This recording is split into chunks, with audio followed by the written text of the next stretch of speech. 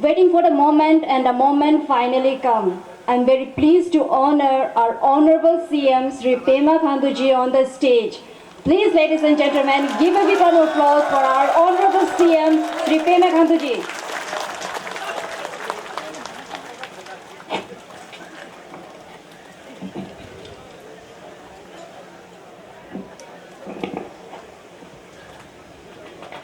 नारुएन अगम्बे यहाँ मंच पर उपस्थित हमारे राज्य के बहुत ही सीनियर लीडर, ईस्टर्न पार्लियामेंट्री क्षेत्र के हमारे सांसद,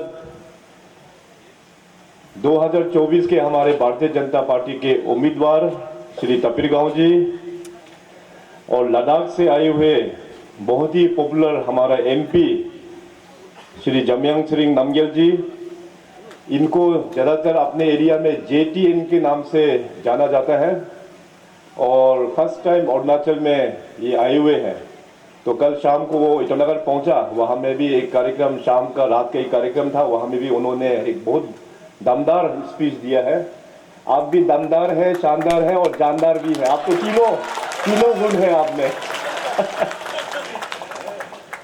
और साथ ही उपस्थित हमारे राज्य के सीनियर लीडर, अपने सांसद राज्यसभा श्री नवम रिबिया जी, हमारे ऑनरेबल MLA लिखावाली, जो हमारे लिखावाली कॉन्स्टिट्यूंसी के भी उम्मीदवार हैं श्री करदो निगियर जी, और खास करके यहाँ पे उपस्थित भारतीय जनता पार्टी के हमारे 36 नारी कोयू के कैंडिडेट श्री तोजिर कादू जी, हमारे बीच उपस्थित ऑनरेबल MLA मारियांग गेकू, हमारे ईस्टर्न पार्लियामेंट्री कॉन्स्टिट्यूंसी के कैंपेन के चेयरमैन भी हैं श्री कंगोंग ताकू जी, और हमारे भारतीय जनता पार्टी के बहुत ही senior leader, state core committee के मेंबर मैडम केनिर रिंगू जी, यहाँ उपस्थित मैडम मिति दाबी जी, और इस क्षेत्र के हमारे सीनियर लीडर तन्या दाबी जी, भारतीय जनता पार्टी के डिस्ट्रिक्ट अध्यक्ष श्री मोबा ताइपोदिया जी, यहाँ उपस्थित सभी हमारे ZPMs और ईटानगर से आए हुए हमारे साथ श्री तेजी नेचा, जो यहाँ के डिस्ट्रिक्ट लोअर सियांग के इंचार्ज भी हैं, और गोकुम कंबो यहाँ के मंडल प्रेसिडेंट, और रिकर दोई जो यहाँ के अपने 36 नारी कोयू के अपने कैंपेन के चेयरमैन भी हैं, उपस्थित सभी हमारे ग्राम पंचायत मेंबर, हमारे गंगबुरा गंगबुरी, और आज के इस सभा में अपने चारों सर्कल से आए हुए रिप्रेजेंटेटिव कोयू, कोरा, सिरेन और नारी, जितने भी जो रिप्रेजेंटेटिव आए हुए हैं, हमारा पोनुंग के साथियों और मीडिया के दोस्तों, आज चुनावी प्रचार के लिए मैं यहाँ पे ईटानगर से निकल के आज यहाँ पे आपके बीच आया हूँ। तो पिछले कई दिनों से मैं वेस्टर्न पार्लियामेंट्री कॉन्स्टिट्यूंसी और बीच बीच में ईस्टर्न पार्लियामेंट्री कॉन्स्टिट्यूंसी का भी टूर मेरा चल रहा है। इस कार्यक्रम के बाद में फिर हम जाएंगे टूटिंग, और टूटिंग से आके फिर बसर से होते हुए नामसाई, फिर तेजू, ईस्टर्न पार्लियामेंट्री में हमारा फिर एंट्री हो जाएंगे। तो मगर इस बार का जो 2024 का जो चुनाव है, वो आप सब लोग जानते हैं कि 19 अप्रैल को हम लोगों को वोट देना है, मगर वोटिंग डे से भी पहले और काउंटिंग डे से भी पहले भारतीय जनता पार्टी इस बार 10 सीट अनकॉन्टेस्टेड अनओपोज MLA ऑलरेडी बन चुके हैं। 10 उम्मीदवार MLA बन के हम लोग मैदान में उतर चुके हैं भारतीय जनता पार्टी। सो ये जो 10 MLA का जो अनकॉन्टेस्ट होना, ये अरुणाचल का हिस्ट्री और भारतीय जनता पार्टी के लिए बहुत ही गर्व का बात है। अनकॉन्टेस्ट ऐसा नहीं होता है, अनकॉन्टेस्ट होना मतलब जनता का विश्वास है। भारतीय जनता पार्टी के जो सरकार ने पिछले खास करके जो 5 साल अरुणाचल प्रदेश में जो चलाया है, उसका कामकाज को देखते हुए तब जाके वहाँ पे अनोपोज कोई किसी भी वहाँ पे कोई कॉन्स्टिट्यूंसी में नॉमिनेशन तक भी फाइल नहीं किया। वैसे अपना ये लोअर सियांग डिस्ट्रिक्ट भी दोनों सीट 36 नारीकोयू और लिखावाली, ये दोनों सीट भी हमारा हिसाब से अनकॉन्टेस्ट ही था, पूरा दोनों सीट अनकॉन्टेस्ट ही था। तो लास्ट मोमेंट में जाके थोड़ा बहुत गड़बड़ हो गया है। जैसे यहाँ 36 नारीकोयू में भी बहुत ही सीनियर लीडर, इस स्टेट का सबसे longest serving chief minister Gegong apong साहब ने पूरे इंक्यों से आके यहाँ पे नॉमिनेशन डाल दिया। उसी प्रकार से अपना ही एक कार्यकर्ता वहाँ पे लिखावाली कॉन्स्टिट्यूंसी में भी अपना ही कार्यकर्ता था, मगर वो उसने पार्टी से बाहर जाने का निर्णय ले लिया। वैसे ये दोनों सीट अभी भी अनकॉन्टेस्ट का माहौल ही है। वैसे हमको यहाँ आना वैसे जरूरत भी नहीं था, मगर मैं बेसिकली यहाँ पे आया हूँ अपना कैंडिडेट और जितना भी अपना कार्यकर्ता और जितने भी अपना भारतीय जनता पार्टी के वेल विशर है, आप सभी को मैं एडवांस में कॉन्ग्रेचुलेट करने के लिए आया हूँ कि अपना तुलसी कदो जी यहाँ से एमएलए पूरा बन चुका है आप सभी का सपोर्ट के कारण से। अभी हमारे पास केवल 6 दिन ही बचे हुए हैं कैंपेन के लिए। कल आप सबको पता है कि अपना राष्ट्रीय अध्यक्ष श्री जेपी नड्डा जी वहाँ ईटानगर में आने के बाद उन्होंने अपने मैनिफेस्टो, पार्टी का मैनिफेस्टो वहाँ पे रिलीज किया है। और पार्टी का मैनिफेस्टो आप सभी का जितने भी जो कार्यकर्ता यहाँ उपस्थित हैं, आप सभी का व्हाट्सएप ग्रुप में ऑलरेडी सर्कुलेट हो चुका है। तो जितने भी जो सेक्टर्स है उस सेक्टर्स को आने वाला दिनों में भारतीय जनता पार्टी का कमिटमेंट किस प्रकार से रहेगा ब्रॉडली उसमें लिखा हुआ है। तो हमारा निवेदन आप सभी से होगा, हमारा डिस्ट्रिक्ट प्रेसिडेंट, मंडल प्रेसिडेंट, सभी बीजेपी के कार्यकर्ता और सभी वेल विशर, आप सभी उस बीजेपी का मैनिफेस्टो को लेके दोबारा फिर अपने कैंपेन में डोर टू डोर कैंपेन जाके अपना सीनियर्स लोगों को समझाना है, अपना दोस्त लोगों को जाके बताना है और खास करके युवाओं दोस्त को ये मैनिफेस्टो के बारे में बताना बहुत ही जरूरी है। जैसे थोड़ी देर पहले अपना बहुत ही यशस्वी एमपी श्री जेटीएन जमयांग नामग्याल जी ने जो अपने लेक्चर में जो बताया कि नरेंद्र मोदी साहब 2014 में प्रधानमंत्री बनने के बाद उन्होंने हर एक सेक्टर को उन्होंने टच किया हुआ है, पूरा युवाओं से लेके महिलाओं को लेके अपने डिफेंस स्ट्रेटेजी को देखते हुए अपने agriculture sector, horticulture sector, fisheries sector, health sector, education sector, जितने भी जो सेक्टर्स है सबको उन्होंने एड्रेस किया हुआ है। यही नहीं बल्कि अभी स्पेस में भी देखिए, स्पेस में भी चंद्रयान में हम लोग मिशन सक्सेसफुल हो गया है। इस प्रकार का हम लोग पहले सोच भी नहीं सकता था। पहले देखिए पुराना जो देश था उसका क्या छवि था और आज का नया भारत, आज का नया देश किस प्रकार से उभर के आया है लीडरशिप अपना नरेंद्र मोदी जी के आशीर्वाद से। पहले एक जमाना हुआ करता था कि अपना देश का प्रधानमंत्री जो विदेशों में जब जाता था तो कोई भी विदेश में उसको ठीक ठाक से इज्जत भी नहीं मिलता था। मगर आज देखिए जब अपना मोदी साहब जो फॉरेन कंट्रीज में टूर में जाते हैं तो पूरा रेड कार्पेट से उनको स्वागत किया जाता है। देश का इकोनॉमी के बारे में देखिए, अभी हम लोग टॉप 5 इकोनॉमीज में ये इकोनॉमी में हम लोग पहुंच चुका है। बहुत ही जल्दी हम लोग टॉप 3 में पहुंचने वाला है। इसके बाद मोदी साहब का टारगेट ये है कि जो विकसित भारत होगा तो इंडिया जो है अपना देश हो जाके टॉप 1 में जाके पहुंचना है इकोनॉमी में भी। इस प्रकार का हमारे देश में पोटेंशियल है। केवल सिर्फ कमी था तो एक अच्छा लीडर का कमी था इस देश को, जिसको फिलअप कर दिया है श्री नरेंद्र मोदी आने के बाद। और नॉर्थ ईस्ट में देखिए अभी आज यहाँ मंच पर बहुत सीनियर लीडर्स अपना इस डिस्ट्रिक्ट का, इस कॉन्स्टिट्यूंसी का यहाँ पे विराजमान है। आप सभी काफी सीनियर व्यक्ति लोग यहाँ पे विराजमान है। आप लोग थोड़ा देर के लिए सोचिए कि हम सब का पुराना अरुणाचल किस प्रकार से था, हम सभी का पुराना नॉर्थ ईस्ट किस प्रकार से था।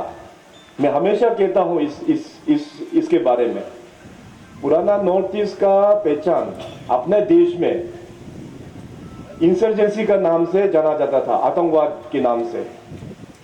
पुराना नॉर्थ ईस्ट का पहचान अपने ही देश में डेवलपमेंट नहीं होने का कारण से जाना जाता था। पुराना नॉर्थ ईस्ट का पहचान वन कल्चर से जाना जाता था अपने पूरे देश में।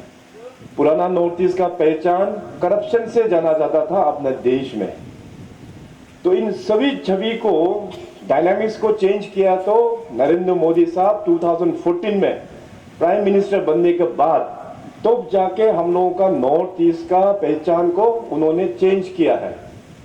पुराना नॉर्थ ईस्ट में हम लोगों का नॉर्थ ईस्ट के लोग जो बड़े बड़े शहरों में जब जाता है तो किस प्रकार से बिहेवियर वो लोग करते थे पहले अपना ही देश में।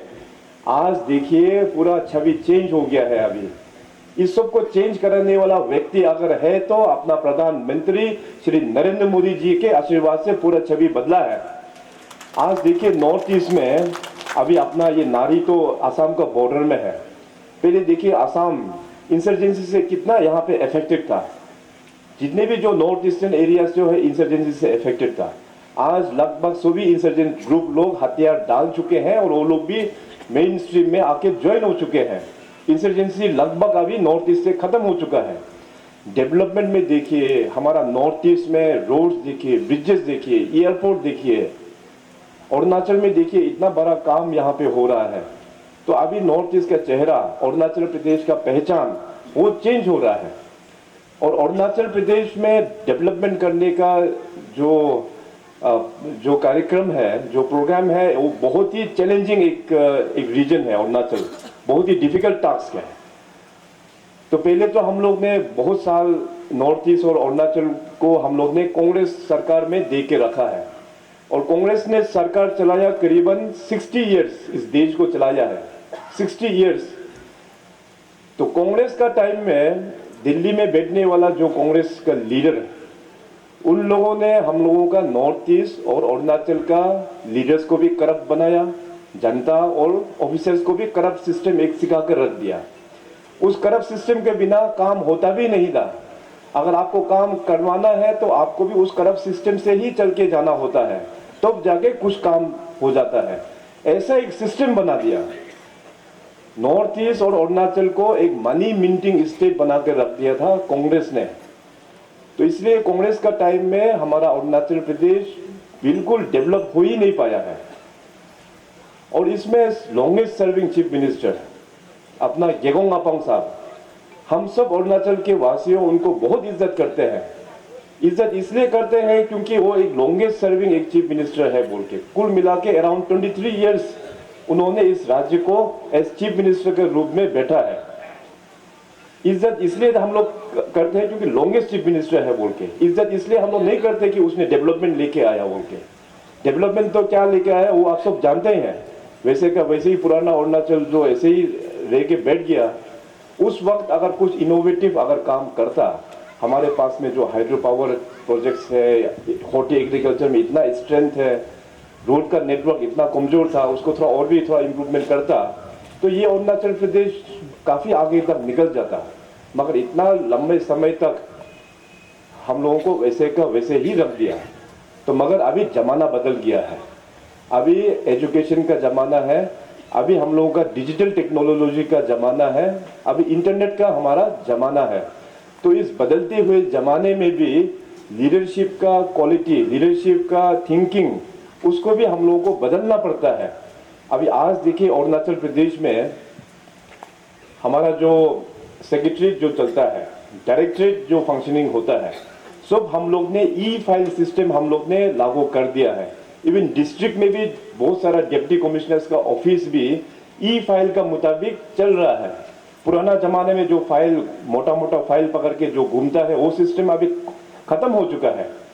मैं अभी टूर में हूँ, मेरा इवन मोबाइल फोन से भी लेके मैं अपना ई फाइल को हम एक्सेस कर सकता है। तो आजकल काम रुकता नहीं है। इस प्रकार से टेक्नोलॉजी को हम लोग ने इन्फ्यूज किया हुआ है। अपना विधानसभा में देखिए जितने भी जो वहाँ पे असेंबली का प्रोसीजर चलता है पूरा उसमें ई ऑफिस के जरिए से वहाँ पे ये ई विधान के जरिए से कंप्यूटर से वहाँ पे चलता है। तो जमाना अभी बदल गया है। इसलिए जब जमाना बदलता है लोगों का सोच भी हम लोगों को बदलना चाहिए, लीडरशिप क्वालिटी भी उस प्रकार से हम लोगों को बदलना चाहिए। तो इसलिए इस बार का यहाँ का कैंडिडेट अपना तोजिर कादू साहब, जो वो सर्विस लाइन में था तो वो भी तवांग में हमारे साथ करीबन 2 साल, कुछ लगभग 3 साल जैसे वहाँ तवांग में सर्विस किया हुआ है। इनके बारे में मैं पर्सनली जानता हूँ। तो इस बार पार्टी ने डिसाइड किया है कि तोजिर कादू साहब को यहाँ से एक नया चेहरा के साथ में यहाँ से लॉन्चिंग करेंगे। आप सब लोग एक मूवी देखा होगा 36 चैम्बर ऑफ शाओलिन, देखा हो या सुना होगा 36 चेंबर ऑफ शोलिन टेम्पल।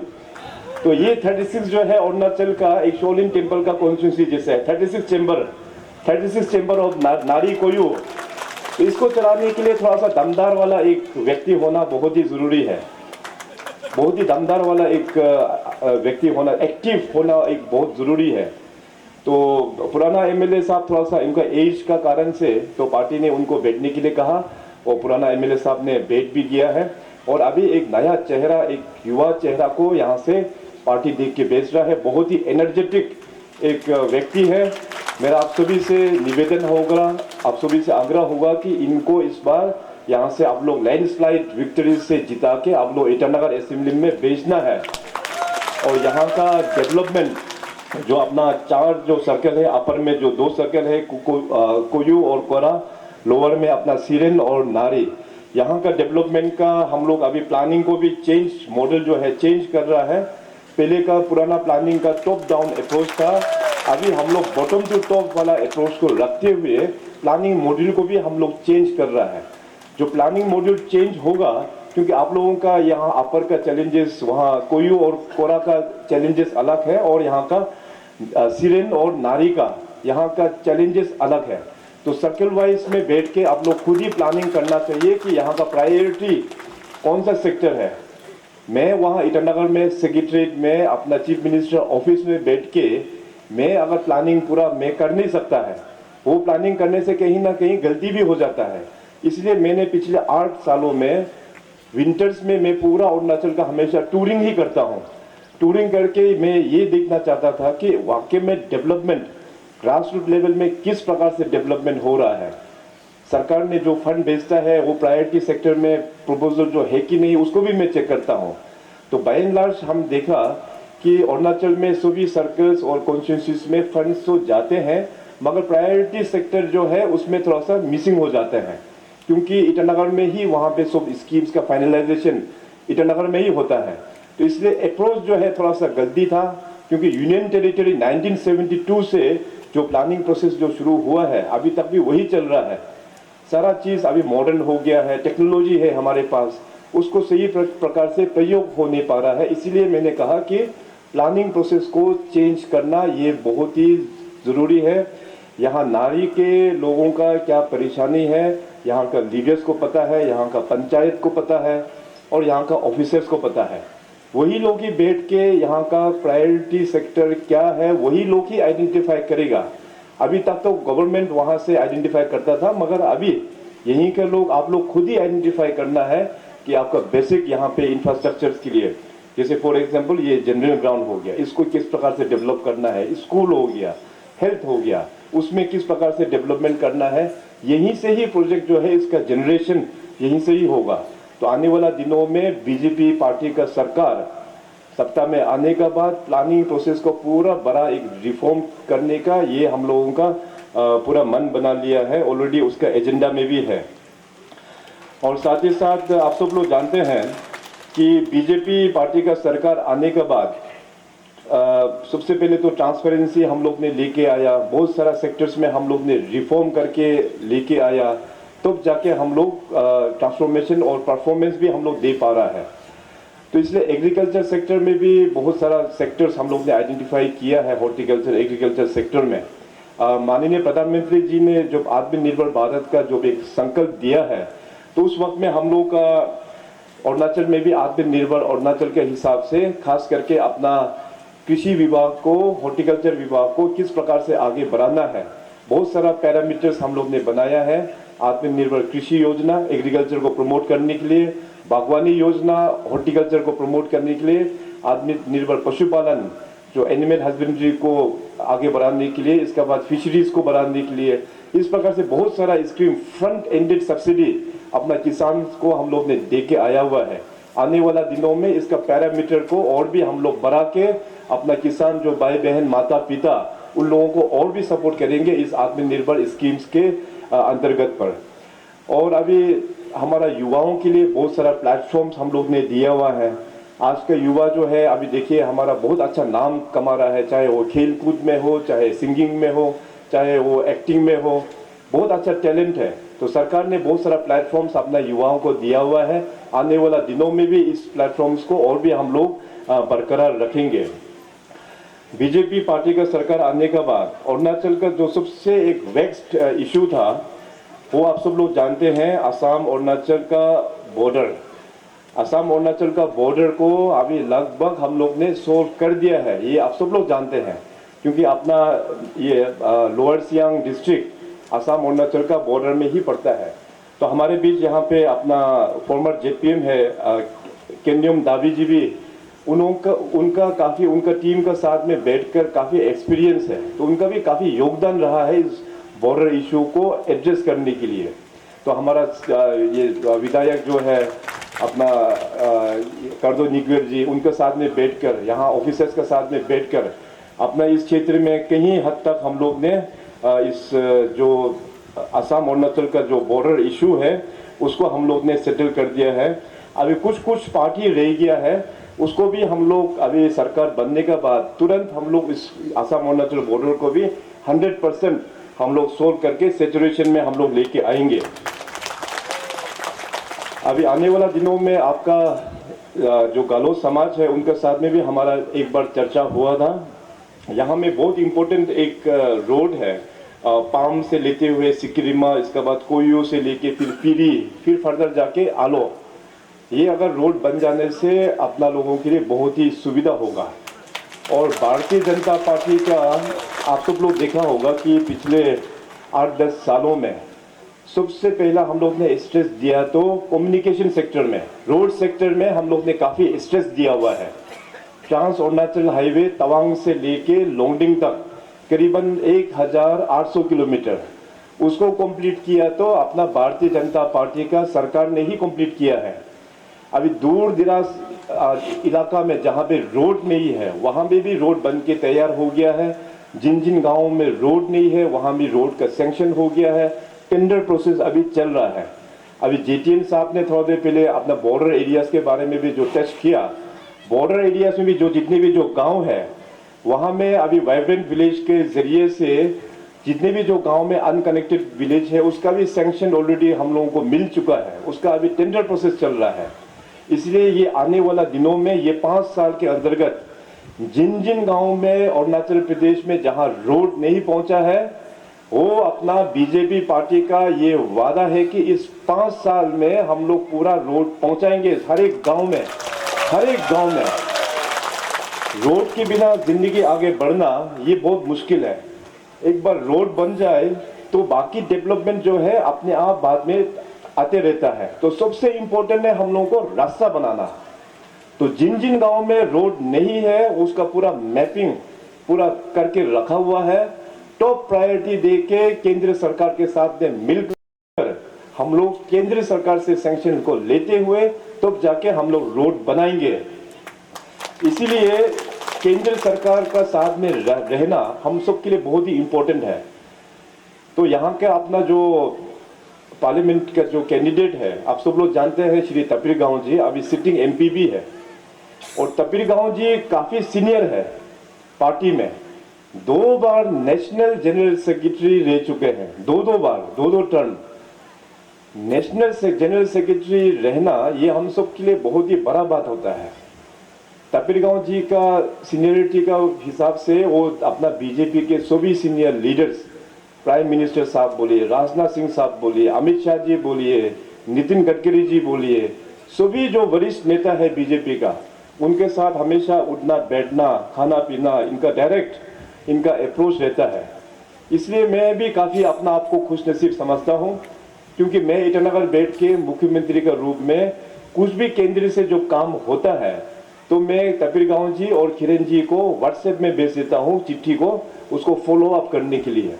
तो तपिर गांव जी मिनिस्ट्री में जाके सारा फॉलो अप करके तब जाके अरुणाचल प्रदेश के लिए बड़ा स्कीम जो है तब जाके सैंक्शन होके आते हैं वहाँ से। तो इसलिए तपिर गांव जी को दोबारा एमपी बनाना ये केवल सिर्फ ईस्टर्न अरुणाचल के लिए नहीं बल्कि पूरा अरुणाचल के लिए बहुत ही इम्पोर्टेंट है। तपिर गांव जी हमेशा थोड़ा सा हंसी मजाक में हमेशा रहते हैं, मगर इनका जो काम, इनका जो योगदान, उसको हम लोगों का इनका जो लेवल ऑफ लीडरशिप इसका जो लीडर का जो कद होता है दिल्ली में, उसका इम्पोर्टेंस को हम लोगों को जानना ये बहुत ही ज़रूरी है। आज गलती से अगर तपिरगांव जी को यहाँ से नहीं भेजा तो अरुणाचल के लिए बहुत बड़ा नुकसान होने वाला है, ये हम सब लोग जानना चाहिए। इसीलिए तपिरगांव जी को यहाँ से दोबारा MP इलेक्ट करके भेजना, ये हम सब 36 नागरिकों का, सभी वोटर्स का जिम्मेदारी है। सभी महापिताजी, सभी हमारा युवा दोस्त, सभी कार्यकर्ता, हम सभी का ड्यूटी बनता है for the larger interest of the state. तब जाके मोदी साहब जो प्यार करते हैं और भी ज़्यादा प्यार करके अरुणाचल को मदद करेंगे।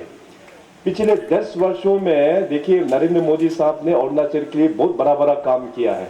रोड्स के बारे में मैंने आपको बताया, एयरपोर्ट को देखिए, होलोंगी एयरपोर्ट बना के तैयार हो गया। इसके अलावा 8 जगहों में हम लोग ने एडवांस लैंडिंग ग्राउंड, उसको भी हम लोग ने बना दिया है। पासीघाट को एयर सर्विस से जोड़ दिया, तेजू को एयर सर्विस से जोड़ दिया। आने वाला दिनों में अभी मेचुका में भी टर्मिनल कंप्लीट हो गया, विजयनगर का भी काम अभी शुरुआत हो रहा है। तो इन सभी जो एयरपोर्ट्स हम लोग ने बनाया है, उसको बाद में हम लोग फिक्स विंग से हम लोग कनेक्शन दे पाएगा। और इस बार तो हम लोग ने तय किया कि अरुणाचल प्रदेश में 3 जगह में नया एयरपोर्ट और एडिशनल हम लेके आएंगे। एक हो गया वेस्टर्न एक्सिस में दिरांग में, और अपना ईस्टर्न एक्सिस वहाँ अनिनी में, और अपना सेंट्रल एक्सिस वहाँ अपर सुबनसिरी में। तो 3 एक्सिस में एडिशनल 3 एयरपोर्ट का प्रस्ताव ऑलरेडी हम लोग ने बना के उसमें भी काम चल रहा है। तो इसलिए सेंट्रल गवर्नमेंट का सहयोग अरुणाचल को बहुत ही ज़रूरत है इस वक्त। और रिसेंटली माननीय PM साहब ने 9 तारीख को ईटानगर में आया, आप सब भी शायद उस कार्यक्रम को देखा होगा। 9 मार्च को PM साहब ईटानगर IG पार्क में आने के बाद उन्होंने 55,000 करोड़ नॉर्थ ईस्ट के लिए वहां से ईटानगर से फाउंडेशन और उसका उद्घाटन किया है। 55,000 करोड़ में से अरुणाचल के लिए 41,000 करोड़, 41,000 करोड़ केवल अरुणाचल के लिए है। और आने वाला दिनों को जिस प्रकार से मोदी साहब का जो विजन है और हम सब का जो पॉलिसी है, उसको देखते हुए मैं ये बोल सकता हूँ कि 41,000 करोड़ तो कुछ भी नहीं है। आने वाला दिनों में भारत सरकार की ओर से यहाँ पे लाखों करोड़ का यहाँ पे इन्वेस्टमेंट होने वाला है अपने स्टेट में। जब इन्वेस्टमेंट आता है तो हम लोगों का पूरा अपना अरुणाचल के जनता को डायरेक्टली और इनडायरेक्टली फायदा होता है। डायरेक्ट जॉब्स भी क्रिएट होता है, हमारा किसान एग्रीकल्चर में जो किसान काम करते हैं उन लोगों के लिए फायदा होता है, उन लोगों का प्रोड्यूस जो है वो बिकता है, हमारे युवाओं को फायदा होता है, हमारा कॉन्ट्रैक्टर्स जो बिजनेस कम्युनिटी को काफ़ी फायदा होता है। तो सबका फायदा है इसमें। तो इसलिए मोदी साहब को अभी धन्यवाद देने का टाइम आ गया है। जो अरुणाचल प्रदेश इतना नेग्लेक्टेड होकर रह चुका है, नॉर्थ ईस्ट का भी नॉर्थ ईस्ट है अरुणाचल प्रदेश। नॉर्थ ईस्ट अगर डिफिकल्ट है तो अरुणाचल प्रदेश तो नॉर्थ ईस्ट का भी नॉर्थ ईस्ट है।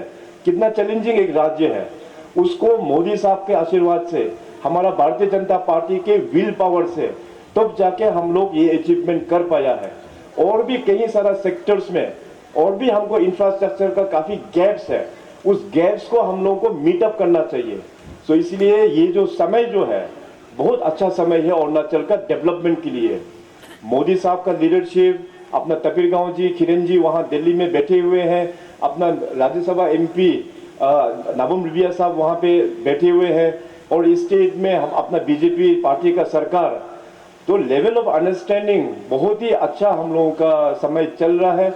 इसलिए जब समय जब अच्छा चलता है तो उसमें डिस्टर्ब नहीं करना चाहिए, डिस्टर्ब नहीं करना चाहिए। और अपने लोग भी मैं अनुरोध करेंगे, खास करके नारी कोयू कॉन्स्टिट्यूंसी के लोग, देखिए अभी ADB, क्या पार्टी का नाम क्या है?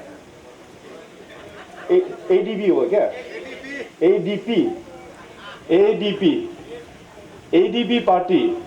ADP पार्टी तो पूरा फंस गया वाला पार्टी है। अरुणाचल में देखो 60 कॉन्स्टिट्यूंसी है कि नहीं? 60 कॉन्स्टिट्यूंसी में ADP पार्टी का नॉमिनेशन फाइल किया तो केवल 4 जगह में, चार ही कॉन्स्टिट्यूंसी में वो लोग नॉमिनेशन फाइल कर पाया। और यही नहीं बल्कि अरुणाचल में जितनी भी जो पार्टीज है, इवन कांग्रेस ने केवल 19 इतना ही है उनका नॉमिनेशन। अभी ये सब सरकार कैसे बनाएगा वो लोग? सरकार देखो ऑलरेडी जनता ने तय करके रखा हुआ है कि एक बार फिर बीजेपी सरकार अपना राज्य में, वो ऑलरेडी तय हो चुका है। 10 सीट हम लोग अनकॉन्टेस्ट करके आके बैठा हुआ है। यहाँ का 2024 का जो खेल जो है बीजेपी ऑलरेडी जीत चुका है। केवल सिर्फ हम लोग वेट कर रहे हैं। डेमोक्रेसी में एक नियम होता है, केवल हम लोग वो नियम के लिए ही हम लोग वेट करके बैठा हुआ है। तो डेवलपमेंट करना है तो सरकार के साथ में, रूलिंग पार्टी के साथ में बैठना ये बहुत ही इंपॉर्टेंट होता है डेमोक्रेसी में। मैं हमेशा बोलता हूं कि एमएलए का पावर क्या होता है, फाइनेंशियल पावर। एमएलए का फाइनेंशियल पावर केवल साल में एमएलए लेट फंड 3 करोड़ ही होता है। उस 3 करोड़ को आप लोग 5 साल में मल्टीप्लाई कर लो, 3 into 5 होता है 15 करोड़। पूरा 15 करोड़ एमएलए लेट फंड से डेवलपमेंट चाहिए ना। आपका कॉन्स्टिट्यूंसी में थाउजेंड्स करोड़ का इन्वेस्टमेंट चाहिए, डेफिनेटली 1000 करोड़ का ही चाहिए हम लोगों को, है कि नहीं। तो इसलिए कॉन्स्टिट्यूंसी का डेवलपमेंट के लिए, लार्जर इंटरेस्ट के लिए हम सब लोग तोजिर कादू जी का साथ में देना बहुत ही इम्पोर्टेंट है। और ये मैं अपील करना चाहेंगे, खास करके अपना युवाओं को हम अपील करना चाहेंगे, क्योंकि यूथ जो है अपना इस कॉन्स्टिट्यूंसी का, अपना समाज का फ्यूचर है, अपना राज्य का फ्यूचर है, देश का फ्यूचर है। यूथ लोग देखो मनी पावर में नहीं जाना है। अभी ओपोजिशन वाला पार्टी लोग तो उनको तो जीतने के लिए वो लोग बहुत सारा हजारों झूठ भी बोलेगा, इसके बाद पैसा का भी वो लोग इन्वॉल्वमेंट करेगा। मगर देखिए, पैसा लेके वोट देना ये सबसे बड़ा गलती होगा। पैसा बिल्कुल लेना नहीं है। हम लोग का डेमोक्रेसी में परफॉर्मेंस का आधार पर पार्टी का परफॉर्मेंस किस प्रकार से करते हैं, वो व्यक्ति का परफॉर्मेंस किस प्रकार से है, उसको देते हुए हम लोग अपना भविष्य का 5 साल के लिए हम लोग वोट डालते हैं। तो इसलिए हमारा जो युवा दोस्त लोग है अपना नारी कोरी कॉन्स्टिट्यूंसी का, और जितने भी जो भाई बहन है जो फर्स्ट टाइम जो वोटर्स भी है, आप सभी से मेरा निवेदन होगा कि एमएलए में अपना तोजिर कादू जी और एमपी में अपना तबीर गांव जी, दोनों को कल कमल का बटन में वोट दबा के 19 तारीख को और जून 2 तारीख को एमएलए का काउंटिंग किया जाएगा। कुल मिला के इस कॉन्स्टिट्यूंसी में अराउंड 30 पोलिंग स्टेशन है इस कॉन्स्टिट्यूंसी में। तो 30 पोलिंग स्टेशंस का भी हम पूरा बूथ वाइज भी हम चेक करेंगे 2 तारीख को कि तोजिर कादू जी को आप लोग ने कितना आशीर्वाद हर एक बूथ से दिया हुआ है। और 4 जून को फिर मैं चेक करूंगा हर एक बूथ से कि आप सभी लोग ने अपना तपीर गांव जी को कितना आशीर्वाद दिया हुआ है। तो मैं सभी से आग्रह करूंगा कि भारतीय जनता पार्टी एक कमिटमेंट का साथ चलने वाला एक पार्टी है। पिछले 8 वर्षों जो स्टेट में बीजेपी का जो सरकार चला है, पूरा कमिटमेंट का साथ हम लोग ने पूरा परफॉर्मेंस हम लोग ने दिखाया है। ऐसे राज्य में अगर काम काज के बारे में बोलूं तो काफी समय भी लग जाएगा। हमारा देखिए ब्रॉडली मेडिकल कॉलेज भी नहीं था यहाँ पे। पहला मेडिकल कॉलेज लेके आया तो बीजेपी सरकार ने लेके आया, और इस बार से हम लोग मेडिकल सीट्स को भी हम लोग बढ़ा रहा है। पहले स्टार्टिंग हम लोग ने 50 सीट से किया था, फर्स्ट बैच जो है 100% रिजल्ट से पास आउट हो गया। इस बार उस सीट्स को डबल से भी ज्यादा 110 सीट हम लोग बढ़ा रहा है इस साल से। और देखो अपना स्टेट ओन यूनिवर्सिटी भी नहीं था, कागजों में तो कांग्रेस सरकार ने उस जमाने में बना कर रखा था, असेंबली से भी पास करके, लेकिन प्रैक्टिकली उसको फंक्शन कर नहीं पाया। तो बीजेपी सरकार आने का बाद हम लोग ने स्टेट का पहला यूनिवर्सिटी भी पासीघाट से हम लोग ने अरुणाचल यूनिवर्सिटी का भी लास्ट ईयर से फंक्शनलाइज हम लोग कर दिया है। अरुणाचल प्रदेश हम लोग काफी एक पेट्रोटिक लोग हैं यहाँ पे, हम लोग हमेशा जय हिंद का नारा लगाते हैं। यहाँ में इसका प्रभाव देखते हुए हमने सैनिक स्कूल भी बिठाया है कि नहीं। सैनिक स्कूल अभी बिठाया, करीबन पिछले 7 साल से वो सैनिक स्कूल अभी फंक्शन होके भी चल रहा है। 2 सैनिक स्कूल, एक यहाँ ईस्टर्न के लिए पासीघाट में और दूसरा अपना तवांग में। तो 2 सैनिक स्कूल चल रहा है अरुणाचल प्रदेश में। इस प्रकार से हर एक सेक्टर वाइज देखा जाए तो कई सारा काम हुआ है। हेल्थ सेक्टर में देखिए जितने भी जो डिस्ट्रिक्ट हॉस्पिटल्स है उसको हम लोग अपग्रेड करके इंफ्रास्ट्रक्चर भी नया दे रहा है, मैन पावर का भी नया हम लोग रिक्रूटमेंट करके दे रहा है, इक्विपमेंट्स भी हम लोग दे रहा है। वुमेन एम्पावरमेंट के लिए देखिए हम आज देखिए हर एक गांव में सेल्फ हेल्प ग्रुप जितने भी जो महिलाएं हैं वो लोग सेल्फ हेल्प ग्रुप के माध्यम से जोड़ के अपना विलेज इकोनॉमी को आगे बढ़ा रहा है। सरकार से, राज्य सरकार और केंद्रीय सरकार से बहुत सारा सहयोग हम लोग सेल्फ हेल्प ग्रुप को दे रहा है। कुल मिला के 13,000 self help group Arunachal Pradesh में फॉर्म हो चुका है और इसमें महिलाओं लोग करीबन 1 लाख महिला से भी ज्यादा इस सेल्फ हेल्प मिशन को सब लोग मिलके चल रहा है। आने वाला दिनों में इस संस्था को और भी हम लोग सरकार की ओर से मदद करेगा, ये बीजेपी पार्टी का ये कमिटमेंट है।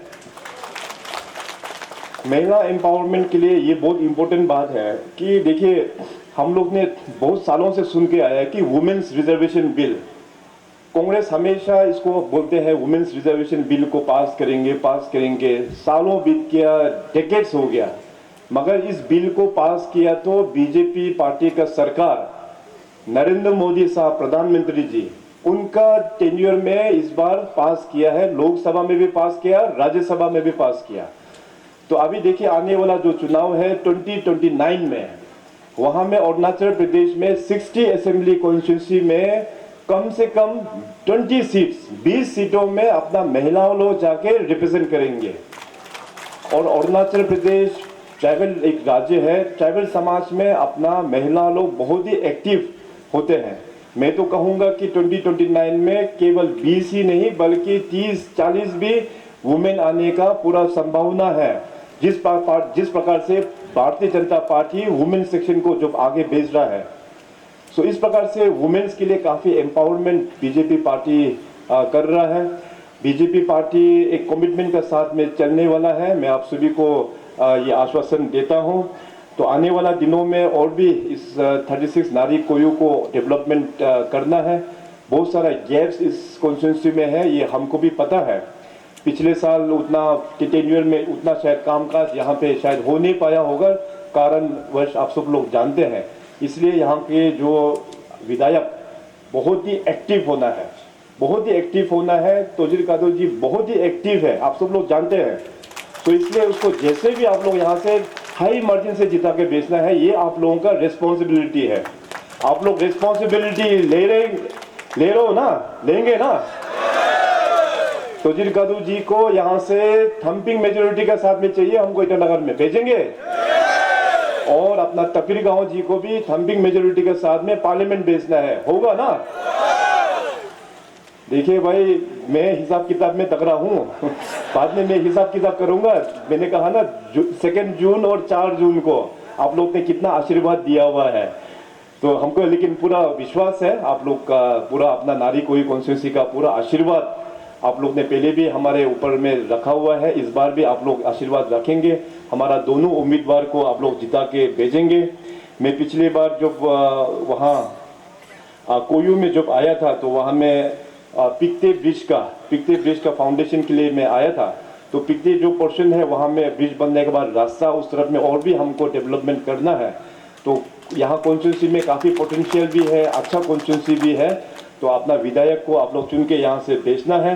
इसके बाद आने वाला दिनों में हम सब लोग मिलकर अपना कॉन्स्टिट्यूंसी 36 नारी कॉन्स्टिट्यूंसी को हम लोग डेवलपमेंट हम लोग मिल के करेंगे। तो आज इतना गर्मी के बावजूद भी आप लोग पूरा अच्छे से बैठा है, उसके लिए बहुत बहुत धन्यवाद। अभी दोबारा हम लोग जो मुलाकात करेंगे तो सरकार बन के हम लोग मुलाकात करेंगे, दोबारा मुलाकात करेंगे। जो तपीर गांव जी को एमपी के रूप में हम लोग मुलाकात करेंगे और खास करके अपना तोजिर कादू को यहाँ से विधायक के रूप में देख के हम लोग फिर दोबारा मुलाकात करेंगे। तो इसी होप के साथ में आज मैं यहाँ से जा रहा हूँ। बहुत बहुत धन्यवाद। जय हिंद, जय बीजेपी।